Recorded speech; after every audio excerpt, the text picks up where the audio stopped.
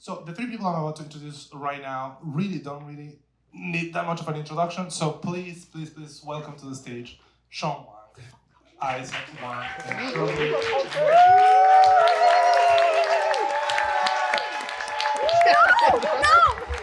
Wait, I got it. Okay, then, take two.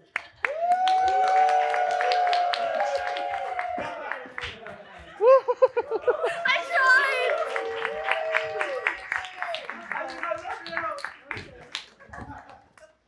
Hello? Okay. Hello. Hello! Wait, Izaac brought his girlfriend. Did you guys see us throwing apples? Over? Congratulations. Hi, I'm Sean. This is Sean, and this is also Sean. This is Janice. Janice, Izaac, Shirley. I've never moderated anything before, and I think that's kind of how our movie got made. I've never directed a movie before, and I think we kind of just trusted our instincts and our guts, and something cool came out of it. So I feel like that's what the next 30, 40 minutes will be. If you guys have any questions, feel free to raise your hand. There's supposed to be a Q&A afterwards, but we're just gonna kind of wing it.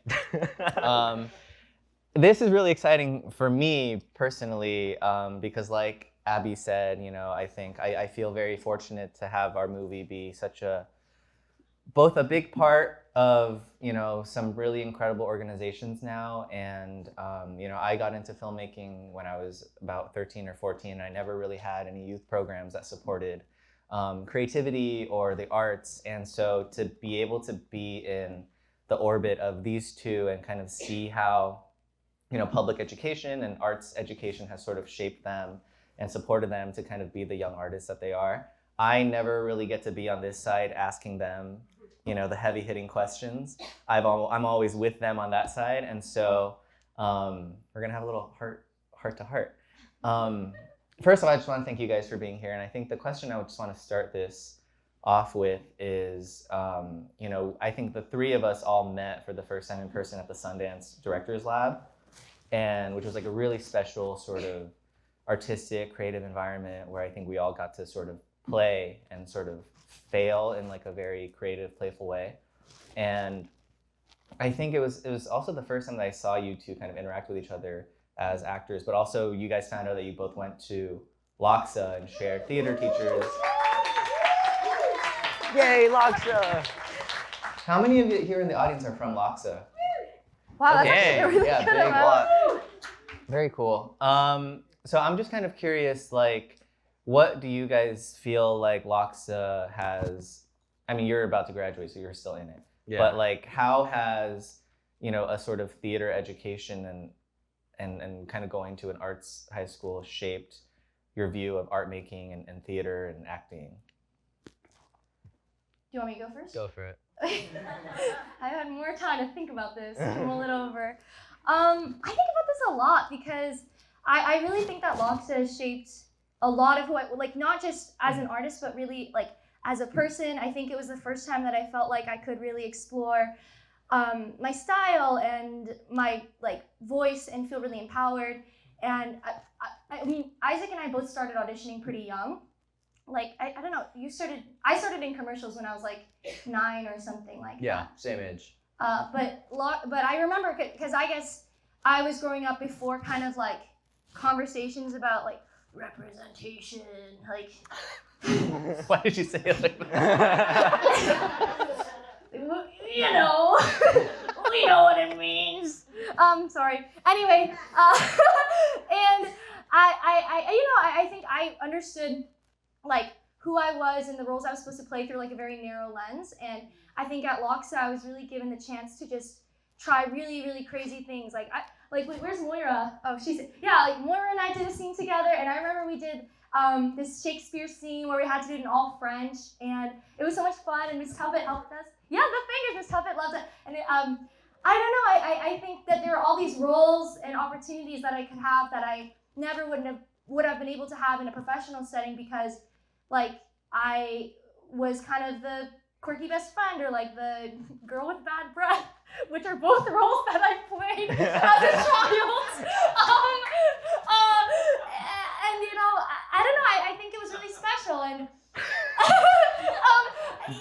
very fitting roles, by the way. How do you play a girl with bad breath? How do you prepare for that? Yeah, what's your Honestly, process Yeah. through that? Honestly, I eat the Izaac Wang diet.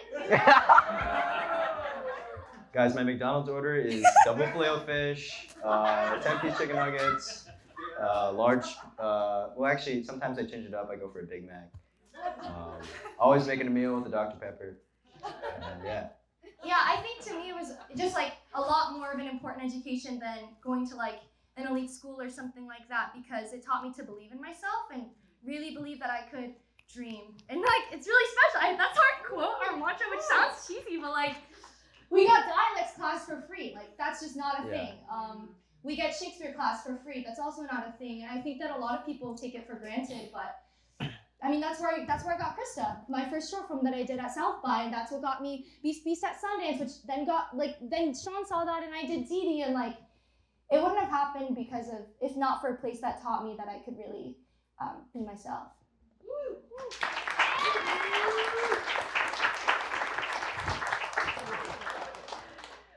That was very inspirational. Mine is not that motivating. I definitely don't take things for granted sometimes. Like, I'm just sleeping in class. Like, it's bad. I shouldn't do that. Like, I'm getting things, as Shirley was just saying, we get these like amazing classes that you'd have to pay for free, right? But like, I'm sitting there sleeping, and so, or I'm playing Balatro, and it's really bad. But That is filming right there. But like overall, like the experience at the school was like, I came from middle school, online school, so I had no friends going into this. I basically had no social life for like 5 years of my life. I don't remember anything from middle school. It's like, it just felt like I was jumping from elementary to high school, which is crazy. Like, that's a crazy jump. And so it was definitely tough at first, and it was like kind of difficult to make friends. But I mean, Jara, the guy with the beard over there, who looks like a 21-year-old man. You didn't have to do him like Yeah. that. But like, he was one of the first friends that I ever made. And then like, after that, there's Tristan. I met him in sophomore year. He was also the first friend I made in sophomore year. And like, I just got to meet all these amazing people that I'll like continue to know after high school. I mean, just like how you have all your friends here as well. It's really true. Yeah, and so like, it's just these connections that you make, especially in an art school where everyone kind of has like the same like ideology. We're like, we're all going because we like our art, or we're all going because we have a talent in our art, And so, yeah, and that school kind of just like shapes and like evolves that basically. So. I have a lot to say on it too. Like, I think everybody that I've met from it comes from their art with such like a genuine place, and I think really understand like the feeling of struggle and really scraping things together to get something made. Like, that's what that school really teaches you, is like, you can put in as much work as you can to get your own work done. Like, we have like a 64-hour film festival where like, 15-year-olds get given these like really expensive cameras to like make really fun projects with their friends that Izaac was in a couple of, right? I was in like one or two.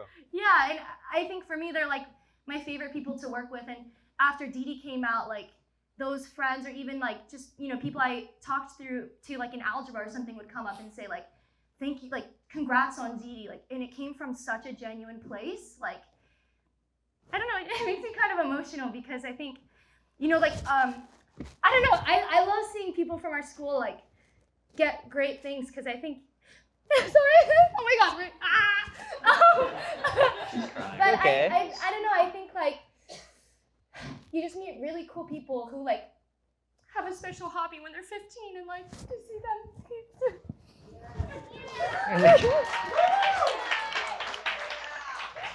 Everyone laugh and point. Say stupid. Yeah, you can make me tear up right there. No, I think that's so beautiful, because I think like, I don't think it was really until like, to me, the Sundance Directors Lab, like getting to work with you guys and getting to be a part of that environment of play, that I remember talking to a filmmaker I really loved, and we talked a little bit about how like fear was such a big part of our process, but it wasn't for so much of my childhood, because I got into making stuff through like skate videos, and for years I was just making stuff with my friends, and we weren't making stuff for anybody except ourselves, and you know, all the skate videos have like 100 views on YouTube. What are you raising your hand? My Oh, contact, your contact fell out. I'm Go to going the have- bathroom real quick, dude. Just run. Yeah, bring the mic though. Answer. Wait, from the can you? bathroom. Oh, wait, can you actually like? Does that work? Check. Huh? Yeah. Answer. Yeah, Oh, just yeah, talk I from should the narrate bathroom. What I'm doing. Yeah. Okay. Well, I'm running backstage, passing some lovely. I'm passing across the table. I'm passing 3 love. Oh, wait, did it go out? No, I can hear it. You can still hear it. I'm Wait, gonna what hide in the audience. What I'm should we hiding in the do? audience. What should we do with? Oh, now I look like a chump on the video. Now I'm just talking to myself. Here, you want to catch this apple? Wait, yeah, come Yeah. here. Ooh. Oh, I got that 2 is more. not my fault. We had a whole a thing to do with you get contacting. Yeah. Cool. Oh, I have to run back. I used to have to do that when it was windy in school, and Yeah. I would put. Never mind. I just remember at the Sundance Labs, like you two were such a dynamic duo.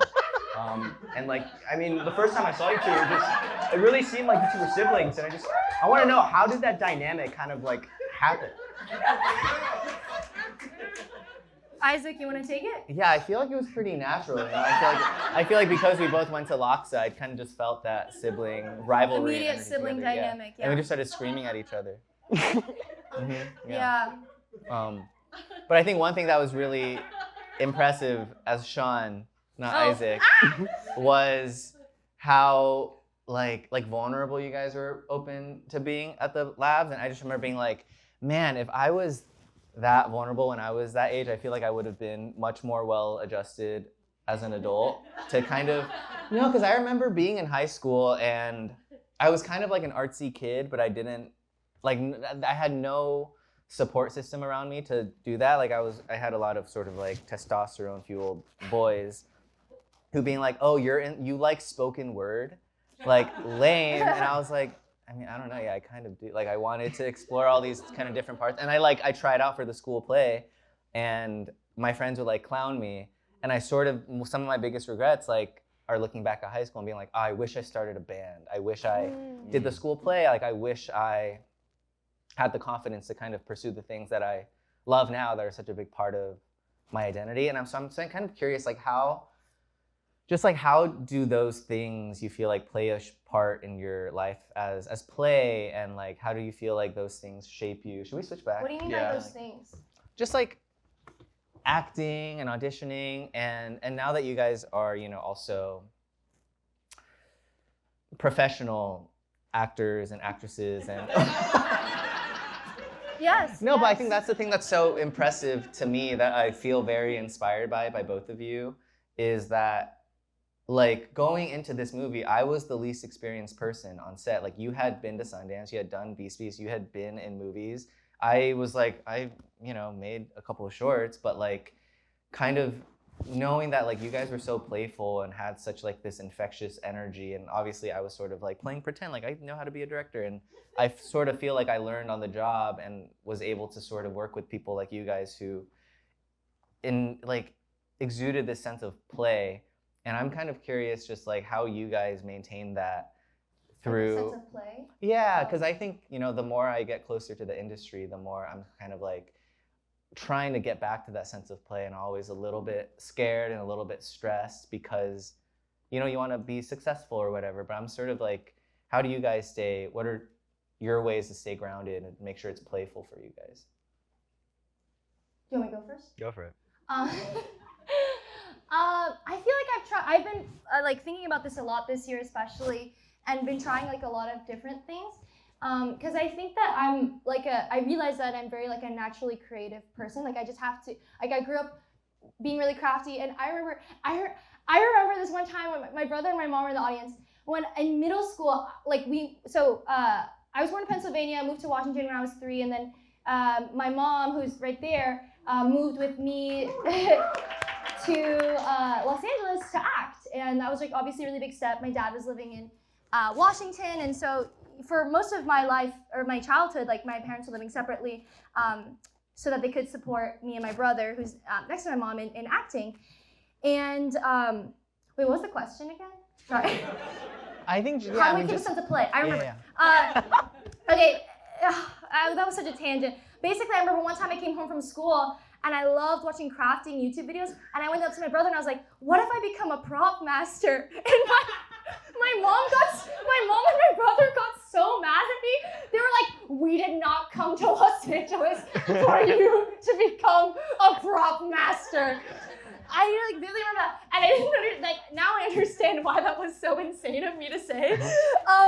Does anyone in this room want to be a prop Does master? anyone? It's awesome. I think it seems really fun. But I think I have a lot of creative outlets outside of acting that teach me lessons that I get to use in acting. So, like for example, one of my other best friends, we run like a clothing company together, and we get to like make clothes and make these things, and she's a really brilliant like visual artist, and for me that's a way of getting to like feel a sense of control or play that like I feel like as an actor you don't always get, because you don't always get to make the decisions and be the one to make those calls.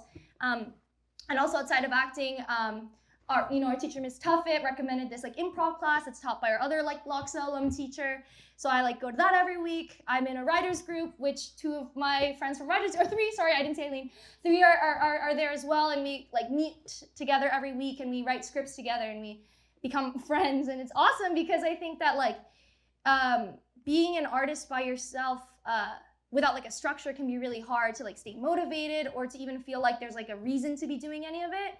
And I feel like one of the most important things that like school naturally gives is a community to make mistakes or share ideas that I think in isolation is like impossible to find. And I think those voices in your head that tell you you're not good enough or like you don't have enough experience or whatever, they're like you're really susceptible to believing them. And I think in a group, it's like so much easier to play and like remember that there's like that version of you that, at least for me, I was always trying to go back to, like my high school self that was like so bold and stuff. So I think that, and then on set, I remember actually I had done this project called Quiz Lady, which was on Hulu, and I got to work. I got to work with just really great people. Like I mean Drop the name. What are you doing? Names. Will Ferrell, Jason Schwartzman, Sandra Oh, Aquafina were in the movie. She goes, really cool people. Really freaking cool people. And I was really scared, and I got to play young Sandra, and I was so nervous, and she was so generous in like inviting me to set and letting me watch her perform, and I would just draw like her shapes, like her movement, and I did this thing. I asked my friend who directed Beast, I was like, what do you think I should do? And he was like, why don't you try to prepare for this role the same way that she did. I haven't told you this story, right? Okay. I was like, I want to make sure that this is like also interesting for you. Okay. So, I don't know, sorry. Anyway, they said we could keep it casual, and to be honest, this is how I am. So anyway, he was like, why don't you just observe her and see how she prepares?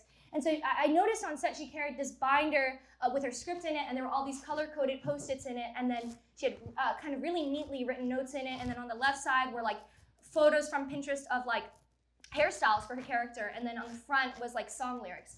I was like, oh, like what if I try to do that myself and like create my own book? And like, so I went home and I made a collage of like, it was set in my character was in the 90s, so like I made Gwen Stefani and Fiona Apple, and like I put them all on the cover, and I annotated my script the same way she did. And I remember I sat in the makeup chair, and the makeup artist had been, stayed with Sandra since Grey's, and she was like, wow, you really are a little Sandra. But little did she know, it was all on purpose. Like, it was all intentional. But, I think it was, the end of it is that Sandra, basically my friend said, I was like, how do you think Jessica, our director, is able to just become friendly with these really talented, really respected, and really prolific actors? And she said, I don't know, I think she just talks to them as people. Like, she noticed that Sandra was asking, a lot of questions instead of just like letting her do her thing or thinking maybe she was, above it all. She just listened to her and realized maybe it was just like, I don't know. And I remember on that set, Jessica, our director, told me that I could just let go. And that was something that Sandra had told her to say to me, which at the time I was like, oh my God, I'm not letting go?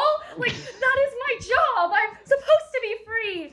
But there was something really special about hearing that on that same project. Like, Sandra was also like asking a lot of questions and trying to find her way. And like, you know, I don't know what the interiority of that is, but I think it's really cool that I observed her as being someone who is so free, and she can really do like no wrong in my eyes, but like that she is still thinking that and figuring out her own ways to deal with it, and you know, leaning on her collaborators to help her through was like really special for me.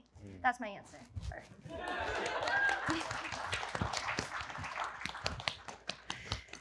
I don't know. That was a really good answer. I swear I was like I had something in the beginning, and then I started listening to Shirley's story, and then I just forgot everything I was gonna say. I have that effect. I mean, I guess kind of just playing off what Shirley says, it really just matters about who you're surrounded with, like the people that you're with. Like, especially when I was acting with like Aaron and like Raul, like it really just felt like, it didn't feel like we were trying to be friends, but we were just friends pretending to be friends in the 2000s, you know? Like, if that makes sense. Like, it's just like, it's just like doing like a dumb short film with all your homies, you know? It's just like, it's like you're still putting in the effort to make it look good, but at the end of the day, it's also just because it's a passion project and you're just doing it with a bunch of your friends, you know? And I think that's kind of how I stay grounded. I mean, I go to school like 5 days a week surrounded by all my friends who are also still artists. And so I'm constantly just like, you know, I'm constantly like, damn, I'm here with these people and they're like my friends and they're also artists. And like, if I want an actor, I can just be like, hey, I want you, you know? I'm low-key going on a tangent. Back to what I was saying, it's just people who you're surrounded with, I guess. That's how I stay grounded. Well, I'm curious, you know, so much, this is first for Isaac, but for both of you, you know, we shot you guys have all seen the movie, right? How many of you guys haven't? Okay. That'd be funny if no one saw the movie. You know, we shot the movie now a year and a half ago, and it came out almost a year ago now, and I think shooting the movie was like this transformative and formative experience for me. The Sundance Labs were that, editing the movie was that, going to Sundance was that, releasing the movie was that, and I felt like I learned more in that year of living with the movie and working with you guys, and like I feel like we're linked for life with this movie. And I mean, the movie's about growing up, and I feel like I didn't grow up until like I made the movie and went through this very like adult experience. And so I'm just kind of curious, like 1 year, or whatever you guys want to talk about, 1 year from when we shot the movie, from when the movie came out, from seeing the reception to the movie, and how people have kind of taken it as their own and kind of came up to you guys and told you guys what the movie meant to them. Like, what does the movie mean to you now, and how do you feel like you've grown up since you shot it or it came out, especially you, Isaac, since you're graduating from high school? Yay! Isaac shot a movie where he goes into high school while he was a sophomore, and it came out when he was a junior, and now he's a senior. So it's very I mean, this is kind of like this movie, like specifically just like really getting it was like something that changed my entire perspective on acting. Before I booked this job, I was really considering quitting. Like, it was to the point where I actually called my manager, and she didn't pick up, but I was calling her with the intent of quitting. And so the sole reason I'm here is because my manager didn't answer that call, which is crazy. Wow. But yeah, literally a few weeks later after that call, I got the audition, and I was like, man, I don't want to do this. Like, but also I didn't like the character and I didn't like the script. yeah, I think But not because Sean's writing was bad, I always say this, but it's because me personally, I didn't feel like I connected with the character. And I didn't feel like I didn't feel like the script connected with me. And so that was kind of like, you know, my pitfall. But then during the entire process of like Sundance and the callbacks and eventually shooting this film, I was like, this is the reason I act, you know? Like, this is why I'm an actor, because it's like, I wrote about this in one of my college essays, and it's like my reason for acting and why I do it is like, because it's fun. Like, to me, it's just, I like being surrounded by these people that like have the same passion to make this incredible movie. That's like, just like, I think to all of us, DìDi is like such this like heartfelt thing. It's like a baby, like that we like created, and it's like growing up alongside with us as we were shooting this film. And so, and like in that whole process to me was like, man, this is so much fun. I want to keep doing this, you know? And that's kind of what transformed me. And that's like why I'm like here now, is because like I want to continue acting, because I just want to have more experiences like that, where just like I'm surrounded by all these people that have the same passion for this art that I do. So that's how I transform. I have a question for Sean. Do you want me to answer this one though? Yeah, I also just realized, is your hat your initials? Yes. Dude, that's fly. I was like, why is she wearing a Salt Lake City hat? It's both. Oh, it's both? It's both. I saw it in Salt Lake. Oh, it's not like a custom. No, I saw it at the airport, and I actually lost the first one as soon as I boarded the flight. And then I flew back another time, and I was like, actually, when I went to the labs, I was like, oh, I can get it again. So this is the second of the same hat. You can get it too. It's at the Salt Lake City airport. I do want you to answer what is like. I'm curious what the movie means to you. I talked about it a lot, but I think the whole filming process was the first time that after graduating from college, really felt like I found a community again. And it was strange because I was only there for like 2 weeks, but it really felt like the first time I felt like I had a home.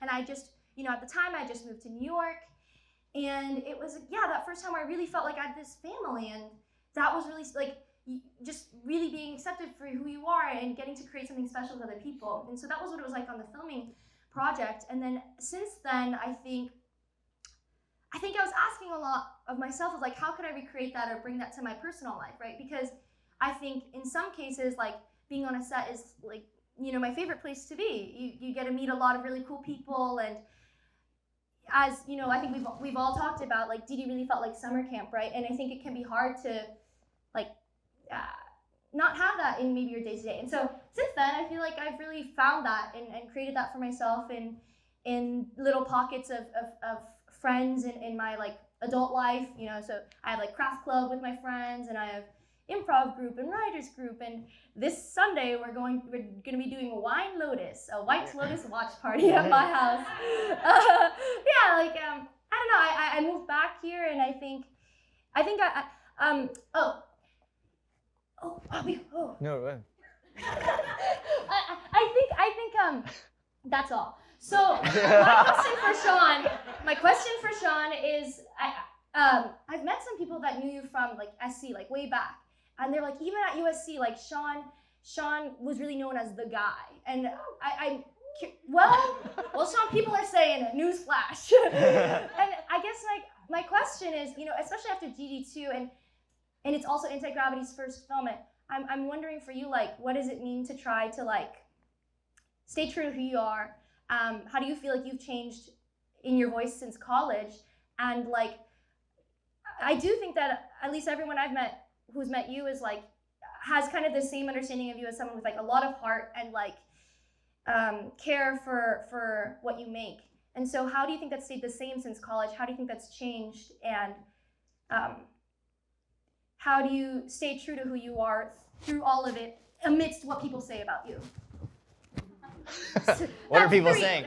I think we're out of time. No! I mean, I'll keep it short. One, I was Chris, who is one of our financiers of our movie. The reason this dream happened was looking at you with such proud eyes when you were talking just now. Ooh, thank you. And I'm also very proud of both of you. The shortest version of that answer is, I think it goes back to that fear thing I was talking about earlier. Was, again, like, I think before I transferred to USC for film school, I like never felt any fear making stuff. It was like so fun. I would just grab a camera, make skate videos, make stuff with my friends. We had an idea, we'd go shoot it. If it had 100 views on YouTube, great. If it had 10,000, great. But like, I do remember as soon as I got to USC, fear became such a big part of my process, because it was like, oh, now there's stakes, and I want this to be my future, and I want this to be my professional thing, and that made the work worse. It like crippled me. No, truly, it was like, you're all of a sudden thinking about expectations and not making things because you want to express yourself. It was because like, I want this to be a good film for the class, because I want to get industry attention, and I want this to go to Sundance because that's what I think I need to do in order to have a career. And it made everything less fun, and it made the work less fun. I was less happy. I was like, do I even want to do this anymore? It like really made me question whether I wanted to be a filmmaker or a director.